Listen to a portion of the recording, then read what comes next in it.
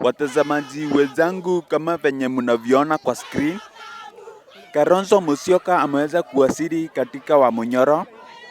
Hapa ni Rigathi Gachagua anaweza kumpokea Kalonzo Musyoka. Ameweza kumpokea Kalonzo Musyoka kwa furaha kubwa sana. Watu wa Wamunyoro wamefurahia Kalonzo Musyoka. Lakini mtazamaji mwenzangu, kama unavyoona kwa screen, utaona ya kwamba Kalonzo Musyoka ameweza wasili, pia Martha Karua. Lakini swali ni Matiang'i yuko wapi? Matiang'i haonekani katika huu msafara wa Wamunyoro.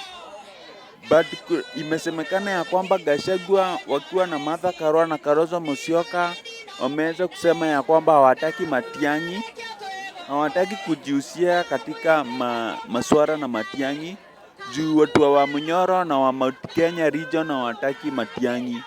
So Matiang'i ameweza kutolewa katika hii pati yao. Wamesema watatangaza pati yao hivi karibuni, na wamesema ya kwamba hawatashirikiana na Matiang'i juu mienendo ya Matiang'i ni mbaya sana.